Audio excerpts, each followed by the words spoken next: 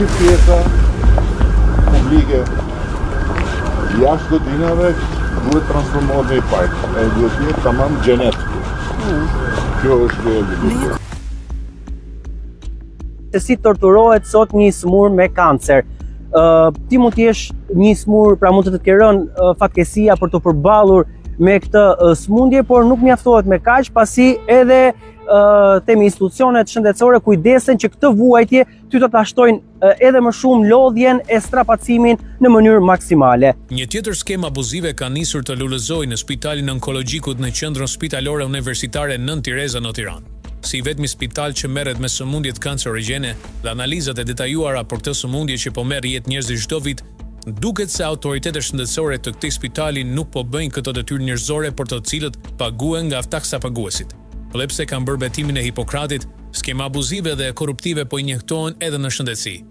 Një denoncim i frikshëm i bërë nga gazetari Osman Stafa ngre alarmin për një skemë korruptive të ngritur në Spitalin Onkologjikut për biopsitë të smurëve me kancer. Në skemën e korrupsionit të biopsive, siç e përshkruan në mënyrë të detajuar qytetarët e prekur nga sëmundjet kancerogjene apo të afërmit të tyre, shihet qartë zinxhiri abuzues nga Spitali Onkologjik në laboratori biopsisë, i cili referon rastet në laborator privat.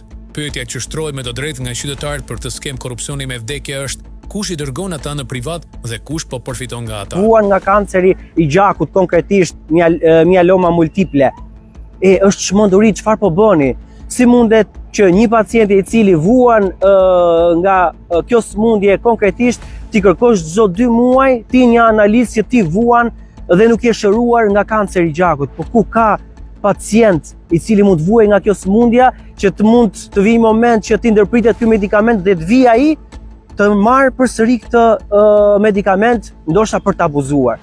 Si mund t'ju shkojnë në mendje, si mund t'i kërkohet një pacienti të tillë ky kalvar i frikshëm vuajtjesh që ti të shkosh tek mjeku i familjes, tek specialisti i zonës i qarkut, tek specialisti në Tiranë dhe pastaj të vi këtu. Një pacient i cili vuan nga kanceri që nuk mund të rrit dot në këmbë, i cili ti duhet ja mundsosh sa më kollaj këtë medikament dhe ti e torturon në kuptimin e mirëfillt të kësaj fjale. A nuk ka ky spital një sistem për të verifikuar emrat e këtyre personave të cilët janë të smur, janë në trajtim të këtyre medikamenteve, dhe ti të mos ta torturosh këtë pacient duke e çuar tek mjeku i familjes, tek specialisti tjetër e kode këtu, pastaj merr nga kati i parë në katin e dytë, kode këtej, kode andej, që ti të verifikosh dhe të u vërtetosh këtij sistemi që ti je i smur.